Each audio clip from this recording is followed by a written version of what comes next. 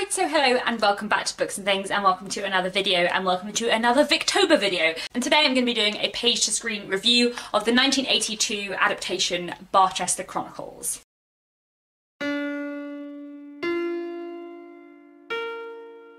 So, the Barchester Chronicles is an adaptation of the first two books in Anthony Trollope's Barchester Chronicles. Yes, I'm saying two different words there.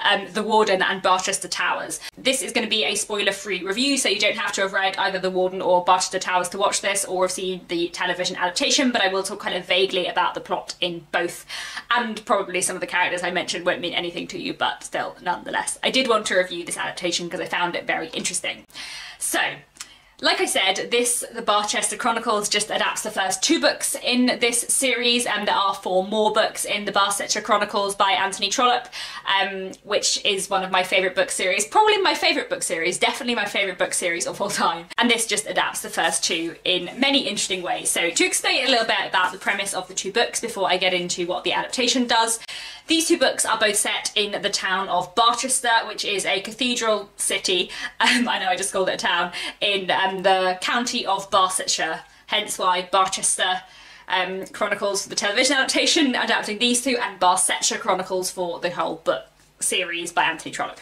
In this book, The Warden, we follow a man called Mr. Harding. He is a warden at a kind of it's called a hospital, but effectively an elderly people's home, or the Victorian equivalent of an elderly people's home. And he gets paid to work in this hospital slash almshouse, look after the men there to a certain degree, and also kind of be their clergyman. At the beginning of this book, a young man called Mr. Bold finds something out about the hospital and the will of the man who set it up, and begins to think that maybe Mr. Harding shouldn't be paid the amount of money he's paid to be there, and this kind of throws everything into question. That Mr. Harding, who is a really, really good kind of moral man, who is very keen to be a very good moral man, who has a very sort of strong conscience, becomes really worried that he has been doing something wrong, and it kind of throws his morality into question. And it's further complicated by the fact that his son-in-law, Dr. Grantley, is sort of furiously opposed to Mr. Bold and says, of course you have a right to this, etc, etc. And also the fact that Mr. Bold wants to marry his youngest daughter, Eleanor. Lots of complications there.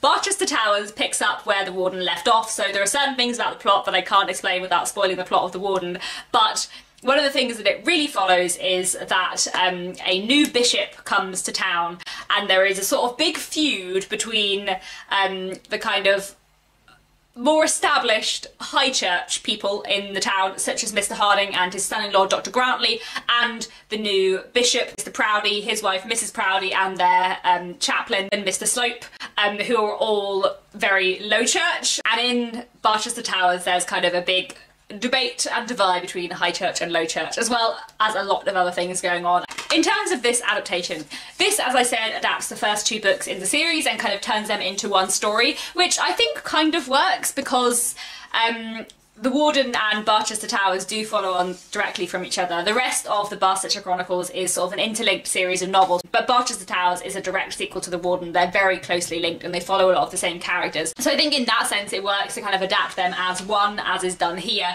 and I think it's quite effective. I don't know if you hadn't read the books if you would know that they were separate books, if you see what I mean. I do think they blend it quite well, although there is like a big gap in time between, I think, episode 2 and 3 or episode 3 and 4, which is the gap between the books, which I don't know quite how well it works.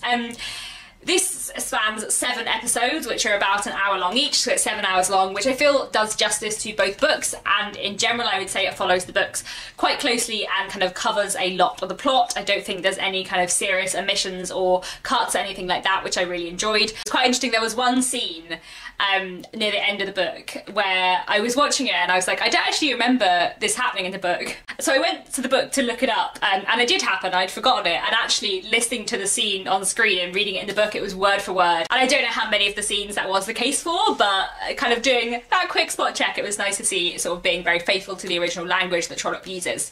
There's a lot in this adaptation that I really, really liked. I think the acting is of a really high quality, though some of it is possibly not of the style of acting that we would consider to be the best style of acting now. We'll talk about that in a little bit. But there are some brilliant performances in here. Alan Rickman here, looking very young, plays Obadiah Slope and is fantastic.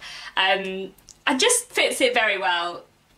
Obadiah Slope is not quite like Snape, but he has some qualities in common with Snape, and therefore I feel like Alan Rickman is both a very good Snape and a very good Obadiah Slope, and I think he portrays that character very, very well. I also love Nigel Hawthorne as Dr. Grantley. I think he's perfect. The other thing that I have mostly seen Nigel Hawthorne in is a British TV programme called Yes Minister, which if you're in Britain you might have heard of, and if you're not in Britain I expect you probably haven't. But Yes Minister is like a political comedy from the 1980s, which looks at a minister of government kind of running up against the civil service, and Nigel Hawthorne in that plays a senior civil servant who kind of won't let the government minister get anything done.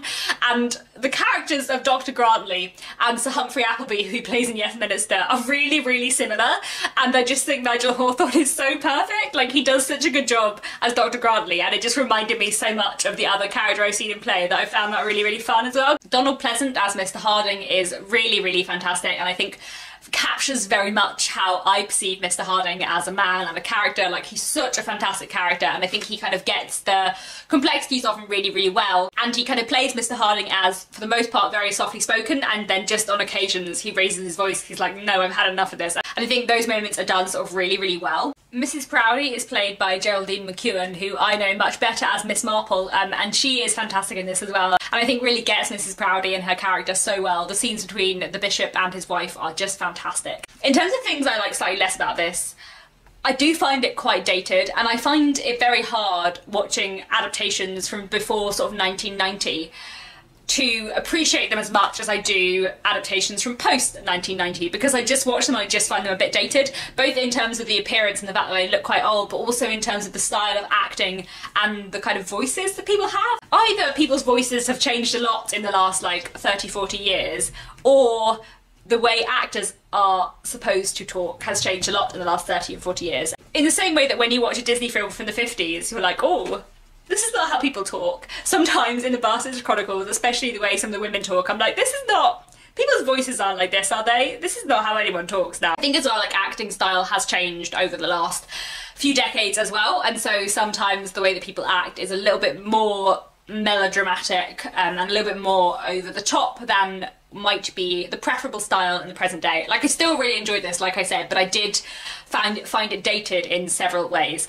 I find it very interesting to note to myself which television adaptations I find dated and which I don't, because when I watch an adaptation from the mid-90s, I don't find it dated, even though surely it is, because that was like 20 or 25 years ago. But I think because a lot of the television adaptations of Victorian books from the 90s I grew up with watching as a teenager when they were only like 10-15 years old, I therefore don't find them dated, even though they probably are, whereas when I watch an adaptation from before 1990 I always find it dated. In terms of more like objective criticisms, rather than just, this is old now and it makes me feel weird, there were one or two things that I think slightly struggled with. One of the characters in this series at one point has a baby, and the baby is just like barely in it. The baby's in like 1 or 2 episodes, and then the baby just like disappears for several episodes and doesn't come back, which did frustrate me slightly. And I can't remember, maybe the baby is not mentioned that much in the book. That is something that does happen in Victorian literature. Little babies go missing from the narrative, especially of wealthy parents. But I feel like in the television adaptation that's something that could have been worked on, and the baby just could have been present more. Another thing I didn't completely love in this was the interpretation of the relationship between Obadiah Slope and Signori Madeline Narini. Both the actors I think were brilliant. I think it was done really well. Like I said, I think Alan Rickman as Slope was perfect, but the way it was directed and interpreted was not my interpretation from the book. Both Signor Narini and Obadiah Slope are not very nice people, suffice to say. And the way that the relationship between them and the dynamic between them in the book is done made me feel like there was a bit of hope for them to be better people, except they couldn't quite do it. I don't know how to explain it more than that without spoiling the story, but in the friendship between them, I saw the spark of something better in both of them, and I didn't think that the way they speak to each other was false, whereas in the adaptation that was not how it was interpreted at all. And I don't know if that's because my interpretation like differs from the accepted interpretation, or just that they didn't quite do it right for me, and that was one thing that saddened me, because that's something I really like in the book. But there we go. I still overall thought it was a fantastic adaptation and really, really enjoyable. Like I said, it is a bit dated, but I mean, it's from the 80s, that's not its fault. It wasn't dated at the time. And I do think that in general it was a faithful and really interesting adaptation. It has been a couple of years since I read the book, so I might think it's more faithful than it is. But aside from the relationship between Slope and Signorina Rini, which I didn't think was quite perfect, everything else I thought kind of captured the characters as they are in my head. And yeah, I really enjoyed it. It's an adaptation I would highly recommend if you're enjoying the Barchester Chronicles. And like I said, it just adapts the first 2 books in the series, so you don't have to worry about being spoiled for later books in the series if you haven't read them yet. And that is all for now. Thank you so much for watching. Please let me know if you've seen this adaptation and what you thought of them, or if you've read and enjoyed the Barchester Chronicles, and I'll be back very soon with another bookish video.